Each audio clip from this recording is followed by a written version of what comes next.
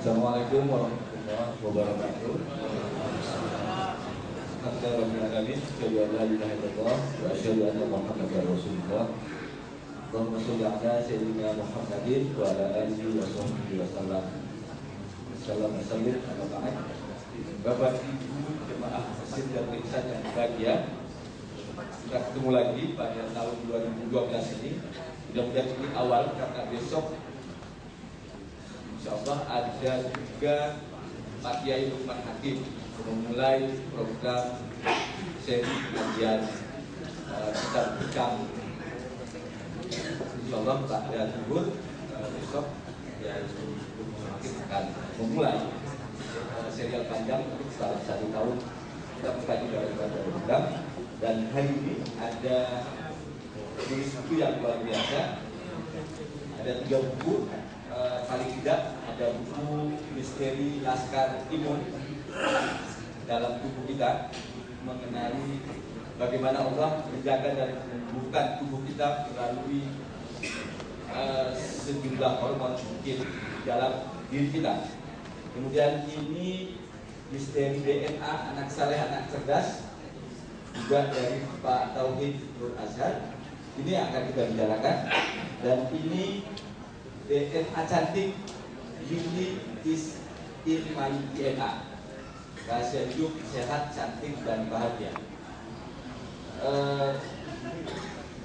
Buku ini menarik sebenarnya. Ibu-ibu jika masih bisa bertahan, sangat banyak terkait dengan bagaimana cara kita memperlakukan anak kita semenjak dalam kandungan itu Mas ya, sampai tentu kita itu saat-saat yang luar biasa, makanan apa yang mesti diberikan, situasi mental apa yang harus dikondisikan, sentuhan, musik dan lain sebagainya mempengaruhi kecerdasan DNA yang dimiliki oleh anak kita. Bagus sekalian, Bapak Tauhid Nur Azhar ini dari Bandung, dulu di SMA 3, kemudian Fakultas Kedokteran di Universitas Diponegoro. Pasca sarjananya di ilmu biomedik di Undip juga. Dan karena itu kita bisa percaya kalau dia membicarakan tentang DNA, tentang bagaimana cara mengatur makanan dan lain sebagainya. Jadi sekalian kita niatkan untuk iktikaf dan taklim ini dengan sama-sama membaca Al-Fatihah. Al-Fatihah. Bismillahirrahmanirrahim. Alhamdulillahirabbil alamin arrahmanir rahim maliki yaumiddin iyyaka na'budu wa iyyaka nasta'in ihdinas siratal mustaqim siratal ladzina an'amta 'alaihim ghairil maghdubi 'alaihim waladdallin. Dipersilakan.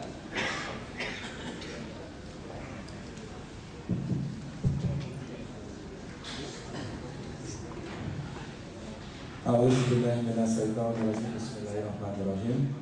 Assalamualaikum warahmatullahi wabarakatuh. Alhamdulillahirabbil alamin wassalatu wassalamu ala sayyidil mursalin wa ala alihi washabihi ajmain. Asyhadu an la ilaha illallah wa asyhadu anna Muhammadan abduhu wa rasuluh. Allahumma sholli ala Muhammad wa ala ali Muhammad. Amma ba'du. Alhamdulillah, Bapak, Ibu,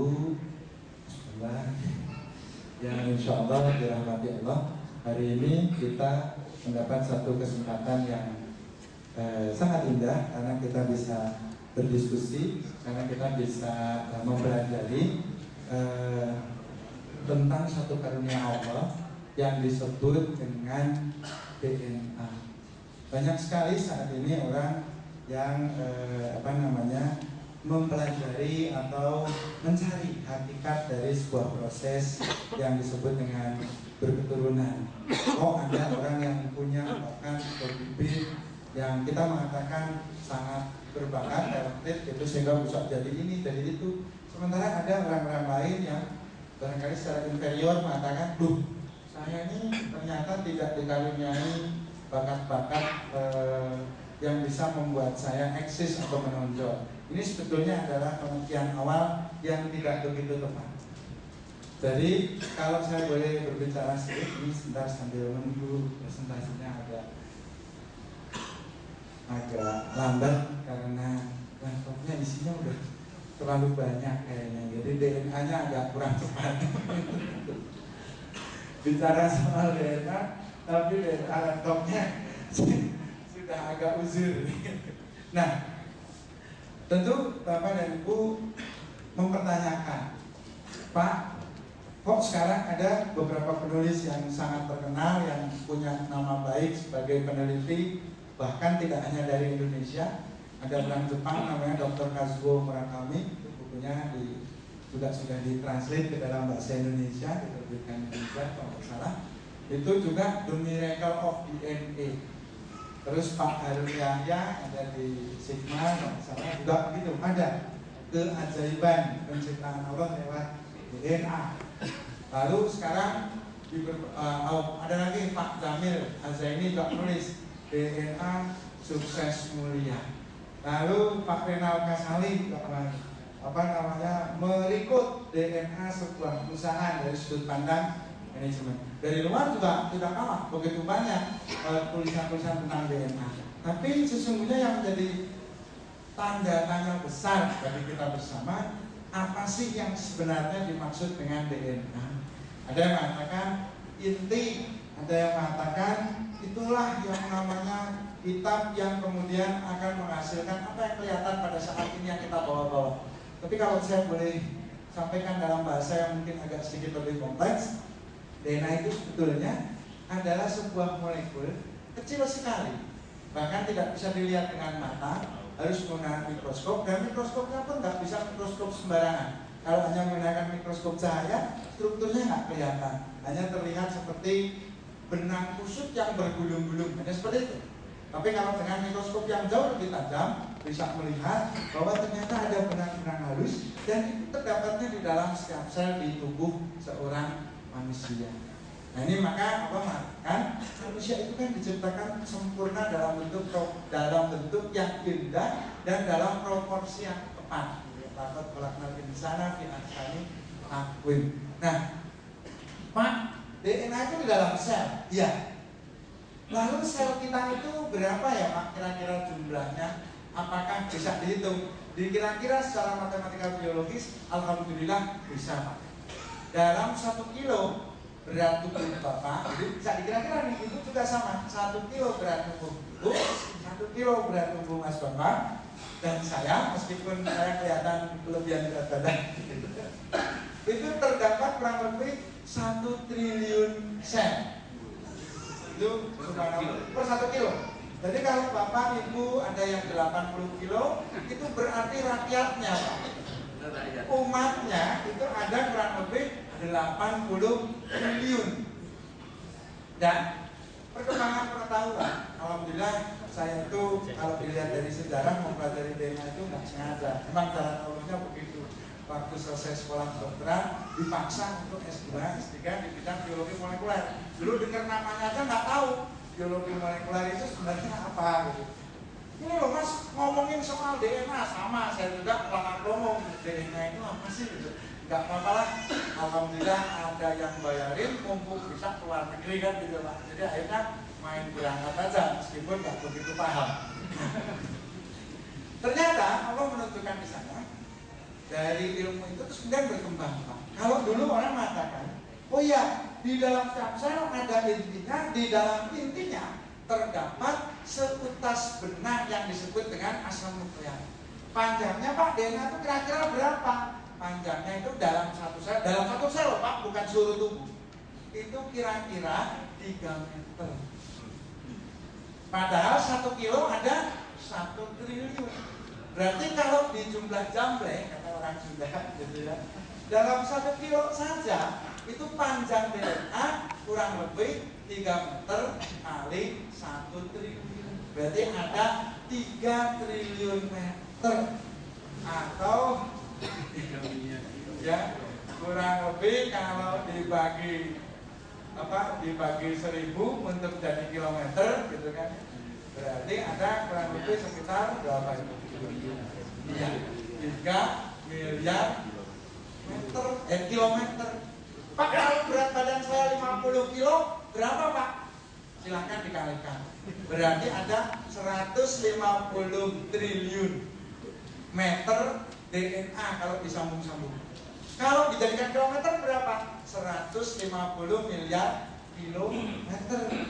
Padahal jarak dari Bandung menuju matahari bukan jarak Bandung Jeddah lagi, bukan jarak Bandung New York, Bandung matahari 150 juta kilometer. Berarti dengan DNA kita bisa 10 kali, bukan 10 kali, 150 juta jadi 150 kali, bisa 1000 kali ke matahari, atau 500 kali pulang pergi matahari Bandung. Jadi, matahari Bandung PP. Ini matahari yang asli, bukan yang di PP. Kalau itu nggak usah pakai DNA, Pak. Pakai angkot nyampe. Nah, maka ini ya supaya kelihatan DNA-nya.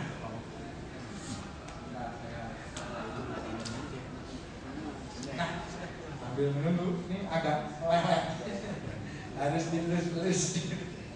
Sudah laptopnya prasejarah,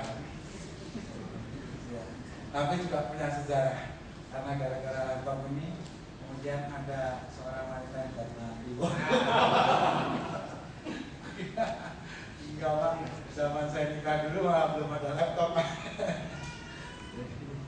Nah, kalau boleh saya sambung sedikit, bahwa ternyata yang namanya DNA yang 150 miliar kilometer itu punya kurang lebih di dalamnya itu, mohon maaf bukan punya, di dalamnya terdapat abjad-abjad tempat Allah menuliskan baik sifat yang kemudian menjadi bagian dari sifat fisikku.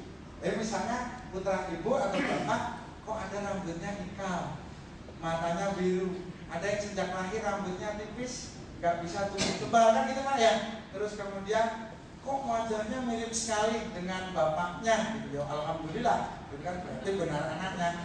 Terus kemudian kok bisa kulitnya kita di Indonesia sama-sama coklat, anak juga alhamdulillah kok ya coklat gitu kan. Nah ini sifat-sifat fisikal ini juga dibawa oleh DNA. Nah tetapi yang nggak kelihatan yang namanya sifat genotype itu juga dibawa oleh DNA. Apa sih yang nggak kelihatan? Salah satunya adalah sifat yang muncul bersamaan dengan tumbuhnya karakter psikologis. Misalnya gini, kok anak yang satu ini baru masih bayi saja sudah oek-oek terus, nggak sabaran, asinya belum datang, sedang dalam perjalanan, nangis, gitu kan. Kadang-kadang kalau misalkan seorang ibu yang agak lambat karena masih ada persiapan yang lain itu, anaknya itu sampai menjerit-jerit. Lalu ada juga yang sabar gitu ya, sudah 2 hari nggak disusui, diem aja. Itu anaknya yang bermasalah Pak. Terus kemudian ada sifat pemarah, ada sifat peramah, ada sifat misalkan mudah putus asa. Ada loh itu Pak gennya Pak. Ada sifat misalkan prokrastinasi, suka menunda-nunda, termasuk suka menunda sholat gitu kan. Jadi betul dari gen. Nanti tapi jangan jadi alasan Pak ya. Nanti kalau misalnya udah dengar azan namanya acak, yuk ke Darul Ihsan itu sudah jamaah. Nanti dulu menurut Mas Terit ini gen saya memang ada gitu ya. Ini katanya bukan salah saya nih, ini namanya salah benda mengandung nih. Habis diwariskannya kok ya gen malas sholat gitu ya. Tetapi jangan khawatir Bapak dan Ibu. Jangan kemudian kita mengatakan, waduh, kalau itu Allah salah dong dalam merencanakan saya. Kenapa kok yang muncul di saya ini gen-gen yang buruk semua gitu kan? Saya kan pengennya, ya ini kan dulu suka ada tuh bere gitu ya, joke gitu ya.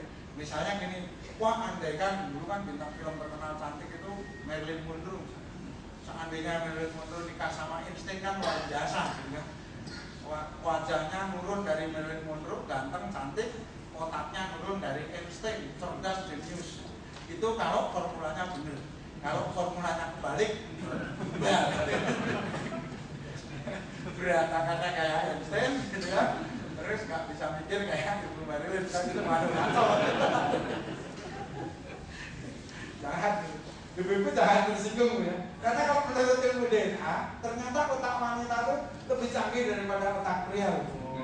Ya.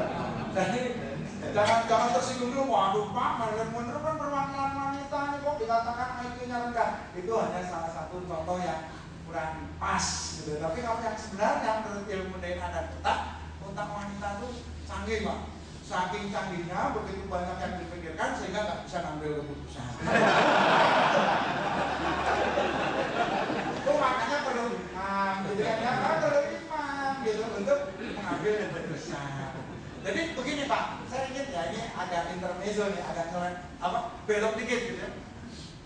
Jadi gini, kalau seorang pria menghadapi satu masalah, itu untuk menyelesaikan biasanya perlu 5 langkah strategis di otak. Jadi bagian-bagian otak tertentu dia bekerja mengambil langkah, keluar keputusan itu bisa benar, bisa salah, pokoknya putuskan dulu kan itu, punya keberanian untuk memutuskan. Sementara wanita dari hasil functional MRI di imaging begitu pada saat mengambil keputusan 27 titik Pak.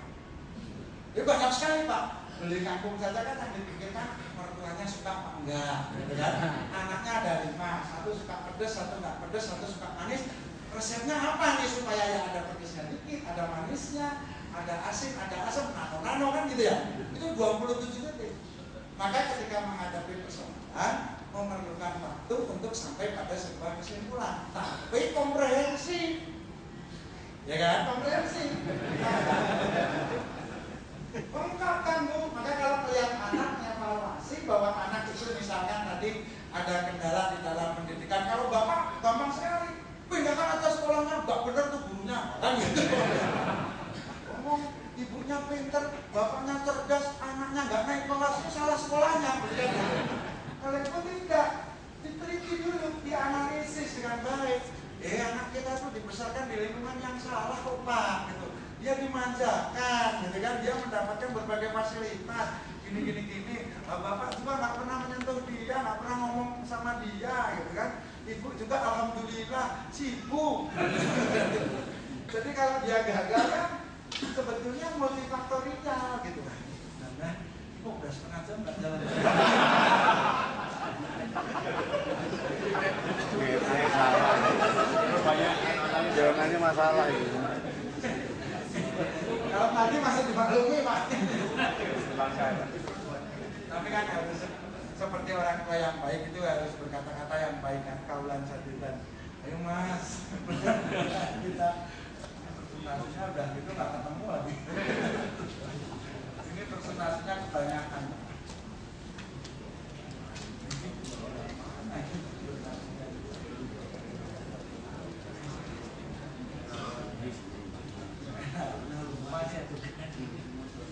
Ini bukan kesalahan laptop, karena ini kesalahan saya. Saya nggak ingat taruh filenya sebelah mana. Kacau. Jadi kalau tadi laptopnya lelet, sekarang yang punyanya yang mana? Nah, kita pakai yang ini juga dulu Mas, ada di sedikit. Ada yang kita tahu yang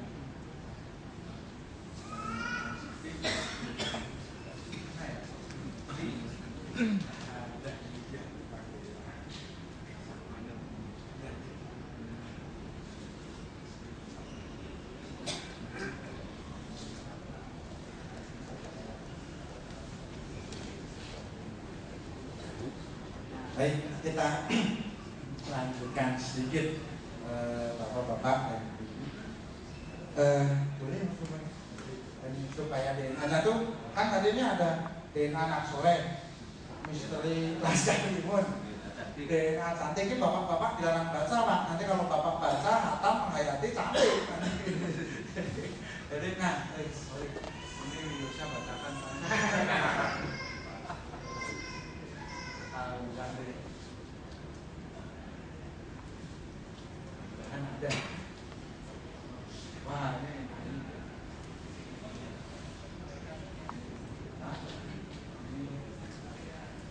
Ya, baiklah.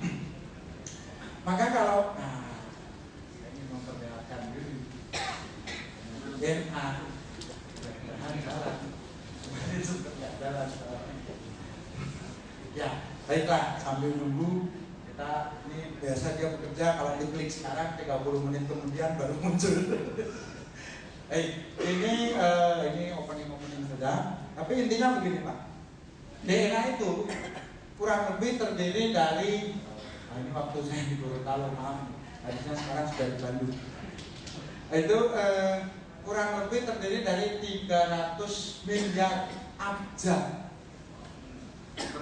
per sel itu DNA-nya 300 miliar abjad. Di situ tertulis segala sifat manusia, termasuk yang tadi seperti sampaikan Mas Bambang, yang ngatur hormon, yang ngatur enzim, yang ngatur keluarnya keringat, yang ngatur kita marah, yang ngatur kita bisa menjadi orang yang sabar. Nah ini kalau ini dilihat mulainya dari sini Pak, mulai dari perpaduan antara sel telur yang membawa DNA-nya ibu dan dari sel nutfah bapak ini, mohon maaf ini ya, ini sel nutfah seperti kecebong, jumlahnya kurang lebih 200 sampai 300 juta akan bertemu dengan satu sel telur itu.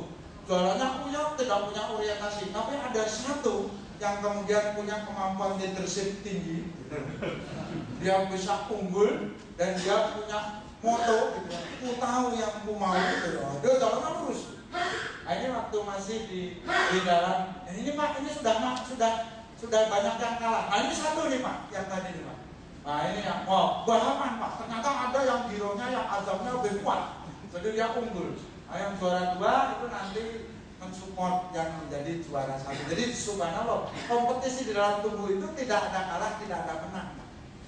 Tetapi yang kalah nanti mensupport yang. Nah ini yang namanya rantai DNA di dalam setiap sel kita. Seperti ini kurang lebih, seperti tangga yang berpilih dan terdiri dari kurang lebih 300 miliar abjad, terdiri dari 4 huruf. Jadi kalau bahasa biner di komputer itu menggunakan yes or no, gitu ya, ya dan tidak, gitu. Kalau di DNA itu ada. Nah ini yang namanya indung telur. Nah, itu yang dilepaskan adalah sel telur. Yang tadi keluar lepas itu sel telur. Nah ini tadi yang dari bapak jumlahnya 200 juta.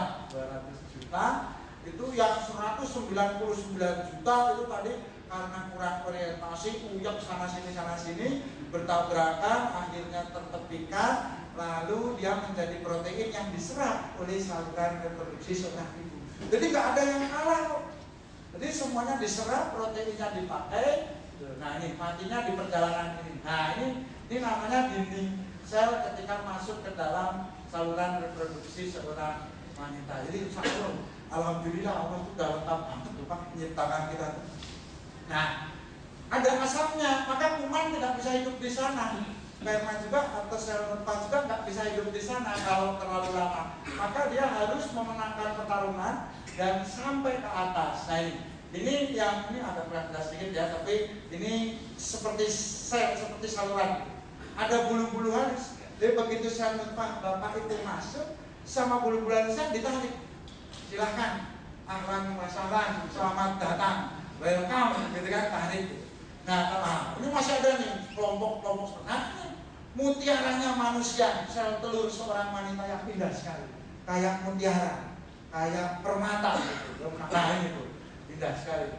Nah ini nanti ada cuma satu Pak yang berhasil mendekati juara sejati. Maka kalau saya itu dari 400 juta bahkan disebutnya, kalau orang Kaukasia, orang Biru, hanya 100 yang bisa sampai, hanya 1 yang bisa masuk. Jadi dari 100 besar. Nah maka ini sebetulnya bagian ya, ketika kita beribadah di sini, bagian dari proses mensyukuri nikmat. Kalau sekarang kita bercermin, acap kali berkata, aduh hidungku kurang mancung, alisku kurang tebal, kulitku kurang putih. Bayangkan Pak, itu yang juara satunya.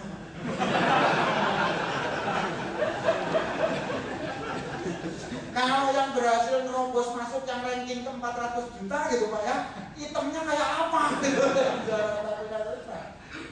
Nah, jadi nah ada perubahan warna Pak. Jadi kalau telur itu menerima Pak, itu ada getar-getar cinta di dalam sel telurnya Pak. Lalu sel telur tadi bisa berubah warna merah ke biru-biruan itu menerima, jadi nanti masuk. Nah bergabung. Nah itu yang gitu. Ini udah mulai membelah. Jadi dari bapak dan dari ibu bergabung, lalu membelah seperti ini. Tuh, membelah sehingga setiap orang kemudian punya 46 kromosom. Nah, 23 dari bapak, 23 dari ibu. Itu investasi awal. Nah, ini selnya Pak. Selnya membelah terus. Jadi dari 1 jadi 2, 2, 4, 6, 2, 4, 8, 16, 32, 64, 1, 28, 2, 5, 6, 5, 12, 10, 24, kayak RAM komputer. Jadi dia belahnya begitu. Nah, ini hari ke-7 dia sudah bersarang dalam rahim. Nah, itu sudah betul-betul gumpalan seperti gumpalan darah, gumpalan sel saja. Ini keajaibannya di sini DNA itu kemudian membantu merencanakan sehingga kemudian dia berkembang sesuai dengan fungsi atau kebutuhan. Maka jadi tangan, jadi kuping, jadi kepala, jadi otak. Tapi yang pertama sekali dibuat pada tubuh manusia itu adalah jaringan saraf alias otak. Maka hati-hati kalau istri sedang hamil, kita jangan sekali-sekali berkata yang jelek dan memperlakukannya dengan buruk gitu ya. Karena anaknya semenjak minggu kedua sudah bisa merekam, ini jantungnya sedang berdetak. Kemudian sudah mendapat saluran dari ibu, sudah ada pencernaan, sudah ada ginjal, sudah ada hati, terus sudah ada tangan dan kaki, tapi belum ada tangga. Ini ukurannya masih segede biji kopi. Sudah lengkap tapi masih segede biji kopi. Jadi ini sudah melekat pada dinding rahim dan bahasa Qur'annya ditempatkan di sebuah tempat yang kokoh, di sana. Nah ini, maka nah tadinya tangan ini nggak ada, Pak. Maka DNA memerintahkan sel-sel yang ada di sekitar jari jemari kita sekarang untuk wafat lebih dulu dibandingkan dengan sel-sel yang lain. Maka dengan kafah orangnya sel-sel yang diperintahkan meninggal sesuai dengan umur itu meninggal, maka terciptalah jari jemari. Coba kita disuruh wafat duluan, nggak mau. Maka sama-sama masuknya kok ya, keluarnya kalau bisa lulusnya bareng-bareng kan gitu. Kalau ini mau, dia pada minggu keempat saja dia sudah menjadi jari jemari yang hari ini kita bawa-bawa. Nanti saya akan coba sedikit masukkan kalau sempat kita kok jari-jari juga DNA ngaturnya lain-lain. Jempol kok pendek dan gemuk gitu ya. Jari telunjuk, jari tengah, jari manis dan jari kelingking nggak ada yang sama. Padahal kan lebih mudah kalau diseragamkan. Nah, ini anak saya nomor 2. Nah, enaknya diseragamkan. Artinya jarinya jempol semua. Nah, saya ingin sedikit masuk begini. Dari 300 miliar tadi, sesungguhnya Allah itu membagi dua. 150 miliar huruf akan bahu-membahu membentuk sifat-sifat baik seorang manusia. Sementara 150 miliar lainnya akan membentuk sifat-sifat yang tadi tidak dikehendaki. Jadi artinya apa, Pak? Sesungguhnya Allah itu adil. Di dalam diri kita sudah tersimpan modal awal untuk bersifat baik ataupun untuk bersifat buruk. Hanya saja mengikuti fitrah penciptaan manusia, sifat baik sebagaimana perbuatan baik, baru niat saja sudah dapat pahala. Jauh lebih mudah. Untuk mengeluarkan sifat buruk itu perlu 3 tahapan atau proses baru bisa keluar sifat jeleknya. Jadi untuk jadi baik, makanya di dalam satu Ibrahim disebutkan manusia itu sifatnya cenderungnya menuju baik, bukan menuju yang jelek. Dipengaruhi jelek itu sulit, Pak. Nah, maka dari 300 miliar dia berkelompok-kelompok menjadi gen-gen yang saling berpasang-pasang. Jadi kalau ada gen malas sholat, memang ada Pak gen malas sholat, tidak satu gen, tapi sekumpulan gen yang membuat orang jadi malas untuk ibadah. Artinya apa? Yang mendorong kita ibadah itu bagian otak sebelah depan yang disebut prefrontal. Ketika kita memerlukan kehangatan, kelembutan, pertolongan dan tempat bersandar, Allahu Somad gitu ya. Maka yang aktif sini. Nah itu kan ada gennya Pak yang atur. Nah tetapi sebaliknya ada gen-gen juga yang bertugas, bukan bertugas, kalau teraktifkan dia akan menonaktifkan gen-gen baik tadi. Nah jadi sekarang pilihannya diberikan kepada manusia. Pintu masuk malaikat ada, pintu masuk setan ada. Yang mau diikuti Pak sekarang yang mana? Kan pertanyaannya kan gitu. Kalau mau mengikuti bisikan-bisikan setan yang bersemayam di dalam rongga dada baik golongan jin maupun manusia, keluarlah gen-gen yang membuat kita mau ke masjid aja rasanya meriang turunan gitu. Malesnya luar biasa, mau sodako saja kan punya uang 5 juta, pertama ngeluarin 100.000, wah kayaknya kebanyakan gitu ya. Masukin lagi, coba 50.000, aduh kayaknya 50.000 dapat bakso 10 mangkok lumayan gitu ya. Akhirnya wah ini alhamdulillah ada bunyi-bunyi gitu ya, lumayan ada 500 gitu kan gitu.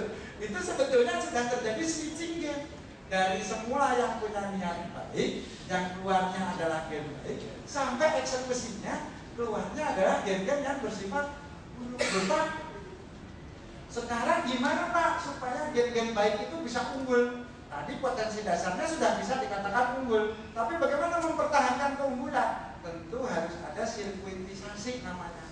Ada suatu proses pelatihan berulang-ulang, ada suatu proses ritual. Makanya ibadah kita ada ibadah mahdo atau mahdo, ada proses yang kemudian bersifat sosial, interaksi dengan lingkungan, bermuamalah, itu semua menguatkan sebetulnya gen-gen. Maka sholat pun diulang-ulang, nggak cukup misalnya satu kali sholat zuhur sudah khusyuk, saya sudah tumanina, saya sudah khusyuk, rasanya nilainya sudah 9,5, besok nggak bisa sholat lagi, siapa tahu nanti justru kualitasnya.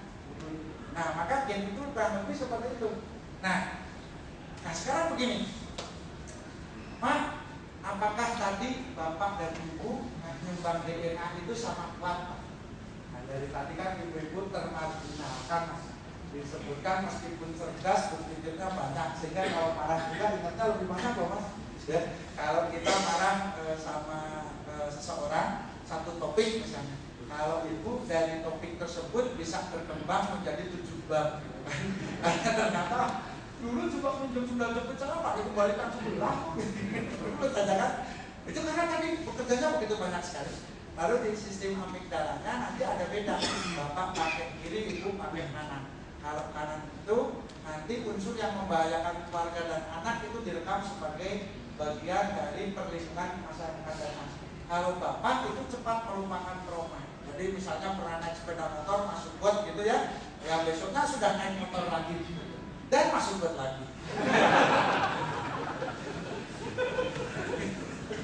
Ya kan nggak kapok gitu kan ya istilahnya ya, kayak apa namanya, ya itulah biasa. Tapi kalau ibu tidak, karena kemudian jadi nasihat kan ke anak, nah jangan sampai tuh, nah kemarin tuh ada kejadian putranya teman ibu itu masuk rumah sakit loh, gara-gara naik sepeda motor kecemplung got. Jangan sampai, hati-hati, besok jangan naik sepeda lah, jangan naik motor, ibu antar pakai mobil. Mesti begitu kalau sama ibu. Kalau bapak, alah laki-laki biasa mana? Kalau nggak jatuh katanya belum jatah. Nah, ini kan beda. Ternyata bapak dan ibu ini sebuah satu kehormatan. Rasul mengatakan ibu itu makhluk yang sangat mulia sehingga menyebutnya sampai 3 kali, umuka, ibumu, 3 kali. Ternyata hasil riset molekuler biologi menunjukkan DNA yang kita bawa di tubuh kita hari ini, Pak, itu sebetulnya yang dari bapak secara proporsi hanya 25%. 75%-nya dari ibu. Nah maka ya kan, oh bapak langsung senang, waduh berarti kalau ada anak saya nakal atau bandel ya kan. Maka kalau kita kaitkan lagi coba lihat di dalam fikih nikah, di dalam proses perjodohan, Islam itu memberi syarat untuk mencari calon istri dengan kriteria, sementara kalau suaminya nggak dikriteriain gitu kan. Coba kalau putri ya, kalau awal kan wah harus cantik, harus dari keluarga keturunan yang baik, harus kalau bisa sudah sejahtera. Kalau pria kan enggak, malah justru disuruh memilih istri dari kriteria-kriteria tersebut. Karena apa? 75% materi ini yang akan diwariskan kepada anak. Loh Pak, tadi kan kalau lihat kayaknya prosesnya 50-50 ya Mas Rawan. Dari bapak separuh, dari ibu kan separuh. Ternyata tidak separuh. Ada yang tidak ikut dari bapak. Kalau tadi bapak lihat kan, menurut seorang pria itu seperti cebong jalan gitu. Satu yang masuk 100, yang nyampe finish 1 yang dapat medali emas. Nah, tapi ketika masuk ke dalam sel telur seorang wanita, itu ekornya tidak boleh masuk. Padahal ada DNA di ekor tadi yang disebut DNA mitokondria, itu yang menghasilkan energi dalam kehidupan. Maka dari mana energi kehidupan kita hari ini? Mutlak hanya diwariskan dari ibu saja. Jadi kalau inti itu dibagi 25, maka ada yang 50% full itu betul-betul warisan dari ibu. Jadi kalau kata Rasul, ibumu baru kaya, gitu kan ya. Jadi ibu kalau olimpiade menyapu bersih medali emas sampai perunggu, lalu bapak disisakan sertifikat, gitu ya. Betul. Nah, maka sesungguhnya hari ini kita, dan tapi subhanallah Pak, penelitian terakhir dari Human Genome Project menunjukkan lagi Pak keajaiban. Ternyata DNA mitokondria itu diruntut-runtut, asalnya cuma dari satu gen, dari satu orang wanita. Nah, dulu kan orang menolak tuh, wah apa bener manusia itu turunannya Nabi Adam sama Siti Hawa. Sekarang dia nggak bisa bohong. Ternyata yang namanya DNA kita dan DNA kaum wanita, gitu, baik pria maupun wanita, itu berasal hanya dari punya satu ciri. Jadi di DNA itu kayak ada plat nomornya gitu. Kalau misalnya putranya Mas Bambang, nah putra saya bisa dibedakan kenapa? Ada plat nomornya yang mengatakan, wah ini turunannya Mas Bambang, nah ini turunannya Mas Tohid, lain gitu, ada plat nomornya. Nah itu ternyata setelah diruntut sampai paling atas hanya ada satu plat nomor untuk DNA mitokondria. Nah ini yang sekarang para peneliti di Barat mengatakan juga bahwa ya sudahlah, sekarang terpaksa kita akui kelihatannya memang ada itu namanya Ibu Hawa gitu ya. Jadi itu disebutnya gen Eva. Kan dari kata Hawa itu kalau orang Barat Eve kan berarti Eva. Jadi gen Eva itu ada. Nah ini sebetulnya semakin meneguhkan keimanan kita ya Mas bahwa benar. Nah itu. Nah kemudian dari sana kalau saya boleh sedikit tambahkan, ibu punya kontribusi 75%, maka hamil juga dalam 9 bulan itu terjadi proses pertama optimasi pendidikan tarbiyah bagi DNA itu pada saat kehamilan. Dulu kita mengatakan ya, kalau anak kita didik mulai dari hari lahir 0 bulan itu setelah diberi nama, sudah akikah, sudah potong kambing 2, terus sampai dia menjelang akil balik. Ternyata mulai dari pertemuan sel nutfah sampai kemudian dia lahir, semua prosesnya itu adalah proses pendidikan terbaik bagi seorang anak. Pak, kalau seperti Rasul bagaimana? Bukannya ibunya justru mengalami kesedihan selama masa kehamilan? Justru itu, seorang ibu yang ikhlas, tabah, kemudian bisa tawakal di dalam kesabaran, itu akan menurunkan warisannya apa? Aktivasi untuk gen sabar, ikhlas, dan tawakalnya pun sudah dimulai semenjak dari alam rahim. Waduh, kalau gitu istrinya lagi hamil, aku harus sering uji dia kesabaran. Gitu ya. Dan ini juga istilah di kita di Indonesia kan acapkali gini, pingin dodol Garut kan, kalau nggak dipenuhi nanti bayinya ngacai, gitu ya. Apa benar? Dan saya belikan ya nanti di Jamblas juga banyak nggak mau kan, mau yang dibelinya asli dari pikniknya di Garut, gitu kan. Wah bapak berangkat, begitu sampai, aduh kan sekarang mah udah nggak pengen, sekarang pengennya rujak cingur dari Surabaya. Bener nggak ngacai? Sebenarnya kadang-kadang banyak mitos budaya ya, ketika dilegitimasi jadi bener. Bayinya ngacai atau ada gangguan hormonal bukan masalah dodolnya, bukan masalah rujak cingurnya, tapi kekecewaan si ibu yang sangat mendalam. Maka sebenarnya kalau dipersuasi nggak apa-apa Bu. Umi, calon ibu dari anak-anakku gitu ya, dodol itu kalau ke Garut ya, nanti di perjalanan lama, siapa yang nemenin di sini? Gimana? Mau mandi aja nggak? Mau lagi pengen yang pedes, nggak apa-apa. Mak pedes merubah DNA, nggak kayak merubah loh Mak. Jadi pinter. Iya, lihat aja Pak burung beo dimakanin rawit ngomongnya prabu. Tapi ini serius loh Pak. Jadi, nah terakhir barangkali sebelum nanti kita diskusi. Nah, maka sentuhan. Jadi tadi Mama mengatakan apa musik ya, musik bisa mempengaruhi. Apakah kata-kata Nomor satu itu adalah kasih sayang dari orang tua. Artinya begini, ibu itu sedih kalau bapak sedih, kan perasaannya kan ulang. Lupa, saya nggak pernah ngomong yang jelek-jelek Pak di rumah. Istri itu Pak ya, nggak usah diomongin, sudah tahu kalau suaminya lagi bermasalah. Karena bukan kata-kata, melainkan ketek kita yang sebelah kiri ini sudah bercerita. Ini ilmu biologi molekuler. Saya sekolah 4 tahun itu hasilnya ternyata tahu bahwa ketek itu bisa ngomong. Jadi di ketek kiri itu ada molekul-molekul Pak. Molekul itu yang mewakili perasaan dan emosi yang memilikinya.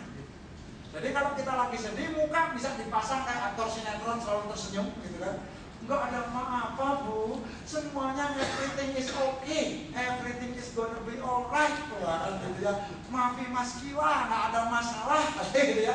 Tapi keteknya berkata beda.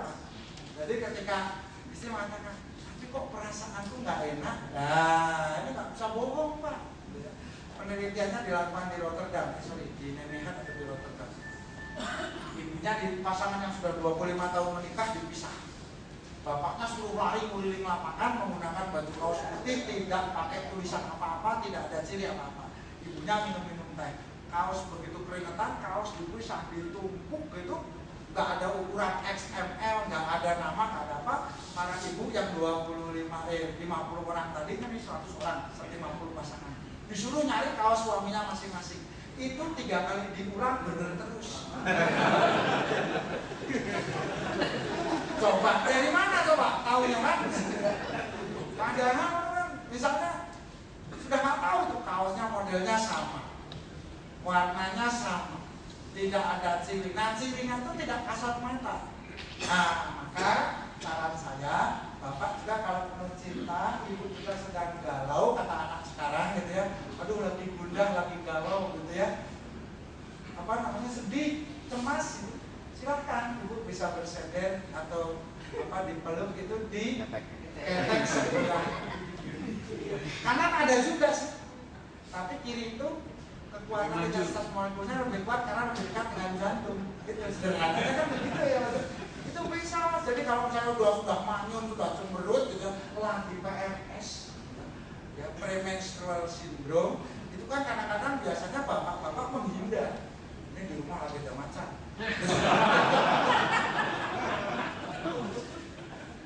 Bilang ke manajernya, ke atasannya, Pak saya dikasih lembur aja Pak, tidak ada. Di rumahnya ada yang, aduh sensi banget kan gitu ya, memang sensitif sekali kan gitu ya. Nah itu bapak nggak usah khawatir gitu. Sini sayang, oh kasih racun yang memabukkan.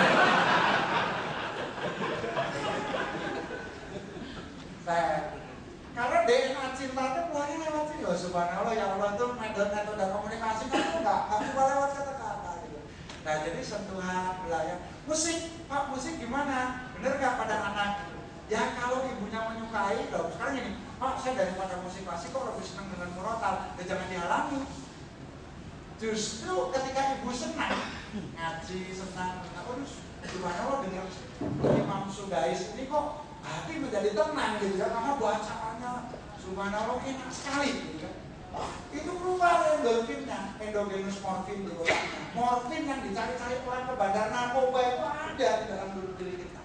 Narkoba, anak yang di dalam kebahagiaan, pusat-pusat kegembiraan anak yang disebut nucleus accumbens itu akan menjadi aktif. Maka ketika dia dewasa, dia akan mencari sumber kebahagiaan tadi seperti yang dirasakannya ketika di alam mati. Maka kalau sekarang nyarinya narkoba, gitu ya, jangan-jangan gitu ya, ibunya hamilnya juga macam-macam nih gitu. Jadi kan dia kopinya, kopi kita. Jadi misalnya kenapa Pak macam-macamnya tuh Pak? Terlalu sedih berlebihan, cemas berlebihan gitu ya, marah berlebihan gitu. Dan puncaknya pada saat proses melahirkan, kesakitan yang tiada tara antara ibu dan anak itu justru menimbulkan hormon cinta yang paling kuat. Jadi Pak kalau ditanya yang paling bagus musik untuk stimulasi otak anak apa? Apa Beethoven, Mozart, Johann Sebastian Bach? Nah kalau ternyata dari Wonogiri, yang berikanlah campur sari. Ya. Pak dulu Pak anaknya cum laude S3 di ITB dulu waktu bayi dengernya apa? Didi Kempot.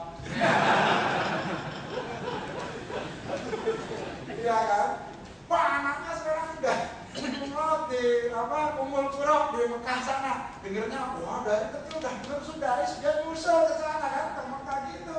Jadi kurang lebih seperti itu. Tapi jangan salah, satu hal lagi yang terpenting yang acap kali dilupakan, bapak-bapak kalau sudah punya anak rasanya kan tanggung jawab ibu itu semua. Masa mau ngapain? Nangis bengok-bengok juga ada, saya nggak bisa ngasih susu kok, gitu kan? Ya udah itu tugas pulang, gitu ya. Sebenarnya salah.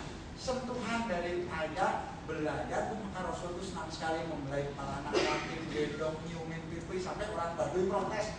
Wah sebagai leader pemimpin tuh harus tegas, jangan lembut-lembut lah sama anak-anak kan gitu ya. Itu kan teladan Rasul tuh kita belai. Ternyata belayan itu mengaktifkan gen yang disebut dengan gusi alfa 1 itu gen atau DNA yang mengatur agresivitas. Maka kalau sekarang di Indonesia banyak tawuran mahasiswa sudah gede tapi malah tawuran, ya kan? Kan di daerah-daerah misalnya di mana, di beberapa daerah di Maluku, beberapa daerah di Sulawesi, Makassar ya, bakar-bakaran, gedung kuliahnya dirusak sendiri, besoknya demo lagi, kita nggak bisa kuliah, kita nggak bisa kuliah.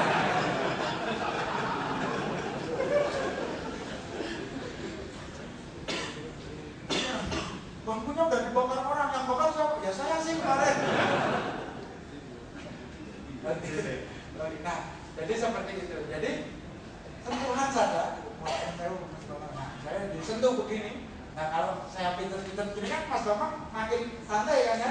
Nah itu morfinnya udah keluar.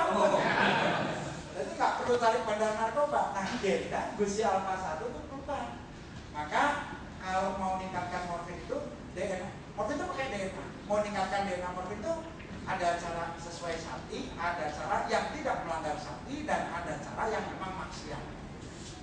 Maksiat apa? Lu pakai narkoba, luntik. Kemudian apa? Yang melakukan berzina, kan itu meningkatkan morfin juga. Tetapi kalau yang sesuai sakti, misalkan mandi air hangat, makan makci, terus apa lagi? Das, ya, hitam, ya kan? Panas kan? Pedes tuh, batu soda kan pedes. Terus kemudian tadi mandi air hangat, sudah hujanan.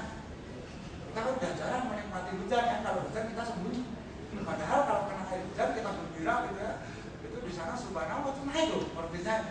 Nanti kita tes pulang kantor kayaknya masih hujan. Tapi kalau pilek gitu ya, itu sebetulnya sugesti. Sebetulnya orang kena air itu nggak sakit loh Pak. Bapak mandi apa terus keluarnya mesin-mesin kan enggak. Ini juga mitologi kan, mitos. Wah kalau tadi kehujanan pulang dari kantor sekarang jadi meriang. Nah, salah. Nggak ada virus air hujan itu nggak ada. Nah terus kemudian yang terakhir, yang dari sholat malam, puasa, zakat. Zakat tuh bayangin, punya uang 5M, kita ngeluarin sodakoh 3M. Itu kan pengorbanan yang luar biasa, yang bisa mengalahkan itu apa? Cuma cinta. Cinta itu akhirnya akan menghadirkan ketenangan bagi kita. Keluarnya endorfin. Nah itu kira-kira. Oke, terima kasih. Terima kasih Mas Tauhid. Ini menarik, dan karena masih ada 2 buku lagi, nanti kita undang lagi Mas Tauhid ada lain untuk buku yang lain. Jadi bapak-bapak ibu-ibunya kembali lagi ke kantor, sekarang sudah jam 19. Ya, tapi menarik, subhanallah, kita ngerti banyak hal dari apa yang semula hanya hadis atau Al-Quran atau fikih. Kita ngerti bagaimana sains yang sangat detail, yaitu dari DNA. Jika ada yang bertanya, saya bisa memberikan kesempatan, tapi saya tahu kalaupun tidak bertanya, tidak apa-apa. Hanya saja seperti gusi alfa dan lain sebagainya ditulis di buku yang ini, di Misteri DNA. Jadi Bapak Ibu bisa lebih memperdalam dengan membeli bukunya di sebelah sana. Jika ada yang mau bertanya, ya silakan, ada juga. Terima kasih Pak.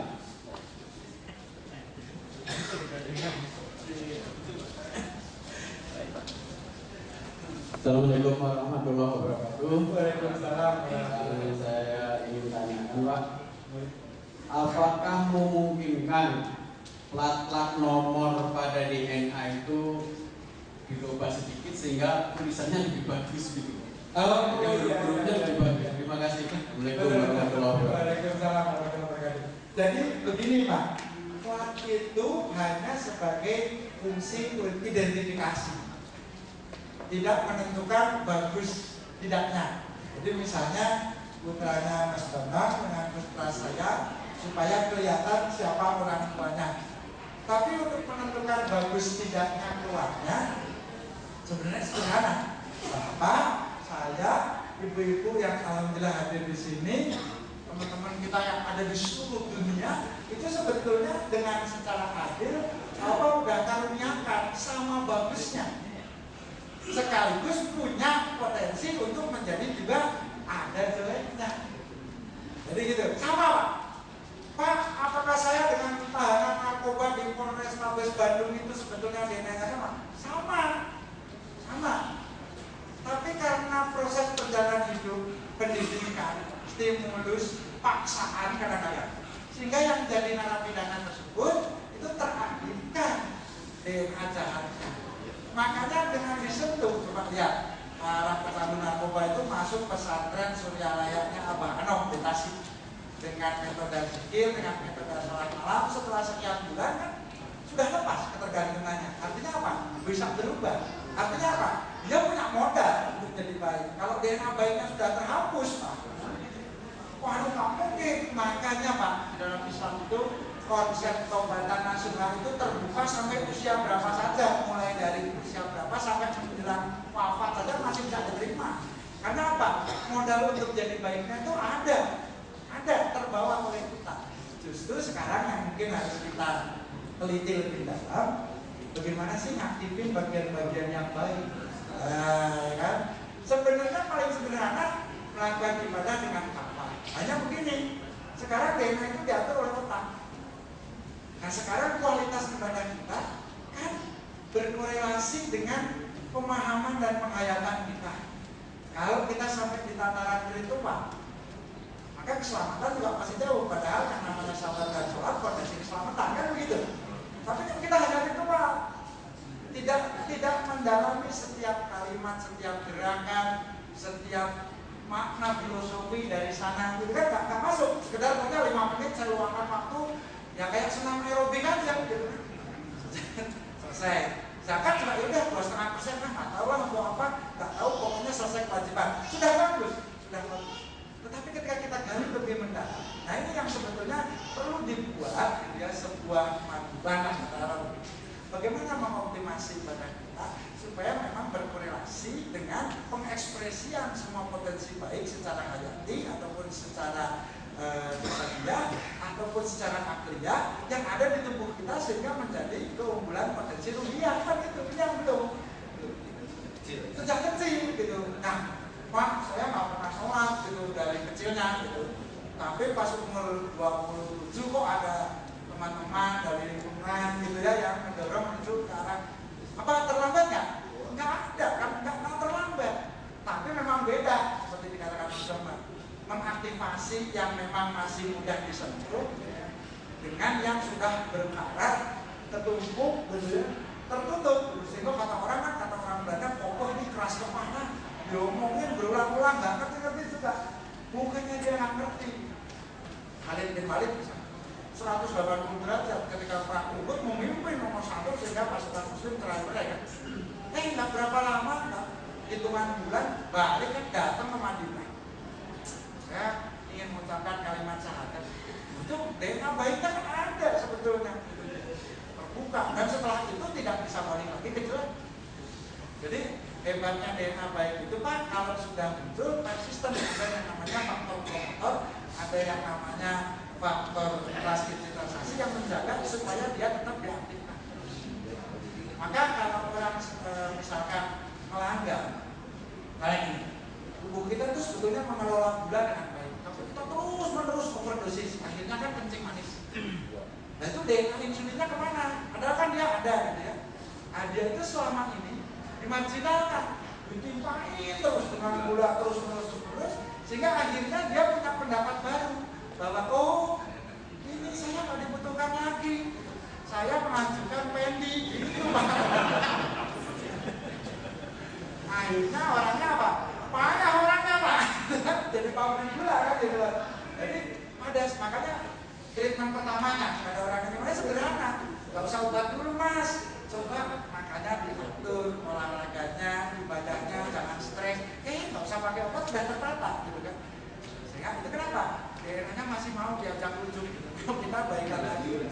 Merayu karena ayo itu jangan buru-buru obat. Kalau obat makin ngambek insulin. Udah dapat yang baru lah. Jangan udah dapat dari luar kan gitu kan. Sudah saya nggak mau lagi sudah dapat yang baru. Maka Pak yang namanya diabetes ya Pak lihat dari sini kan. Itu adalah long life medication, pengobatan yang seumur hidup nggak bisa berhenti udah terus.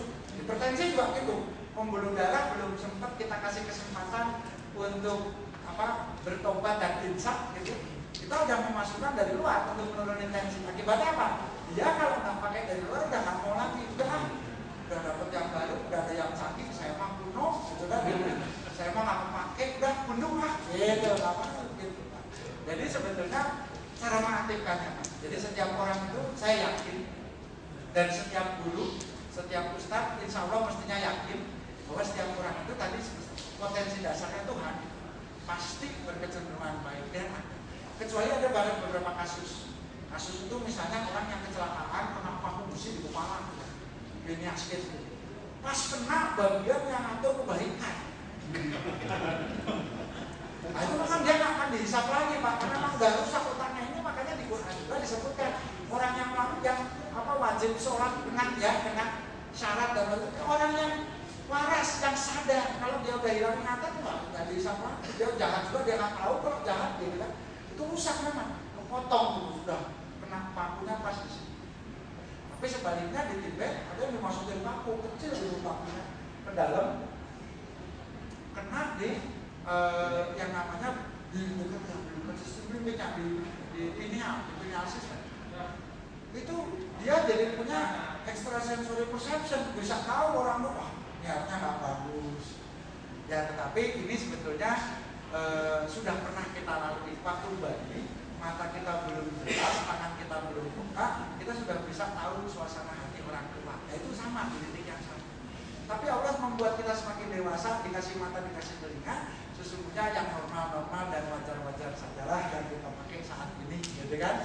Yang sudah sesuai dengan sunatullahnya, pada hukumnya kita sampai di level sudah dewasa, yang dihisap itu nanti apa yang dilihat, apa yang didengar, apa yang kemudian dikerjakan dengan tangan dan kaki kan itu. Tidak salah pakai yang sebenarnya bisa bapak-bapak kalau mau dicoba itu ambil paku 12 cm, paku sendiri. Itu bisa. Maka nggak usah kayak gitu Pak. Jadi tadi lewat ibadah yang benar, pendidikan yang benar, dan yang sekarang kurang itu adalah intervensi lewat sentuhan, termasuk juga lewat kuliner Pak, lewat makanan. Jadi kita perlu pikir kuliner Pak. Karena makanan itu ada yang bikin kufur, ada yang bikin syukur. Pak kalau daging kambing bikin kufur ya enggak, gitu ya. Justru mitos kita makan daging. Kemarin Bapak X makan daging kambing langsung stroke, meninggal di tempat, gitu ya. Meninggalnya bukan karena kambingnya Pak, karena jantungnya berhenti. Tapi berhentinya belum tentu karena kambing, gitu. Tapi karena saking takutnya tadi saya tuh makan kambing, mesti saya kena nih jantungnya. Tuh. Jadi kalau makan daging kambing itu happy saja. Tapi jangan melampaui batas sesuai usia kan gitu ya. Jadi misalnya umur saya ini 47, ya 5 tusuk lah. Yang 15 gimana? Anak cucu belum. Gitu kan masih ada kan, jadi seneng kan ngariung melihat anak-anak makan. Kita cukup sedikit, tidak apa-apa sebenarnya. Itu makanan itu banyak loh, mempengaruhi suasana hati, mempengaruhi mood dan pikiran. Aduh ini pada betah nih Mas. Ya, ini sudah jam setengah satu. Yang disalahin sebenarnya DKM dari Indonesia. Bapak sekalian, masih ada 2 buku lagi. Kita rayu DKM untuk menekankan di tauhid. Dokter yang kayaknya sudah nggak praktek, karena setiap kali yang praktek nggak usah berobat. Ini masalah DNA dan sebagainya. Bapak sekalian, kita tutup dengan mengucapkan hamdalah. Assalamualaikum warahmatullahi wabarakatuh.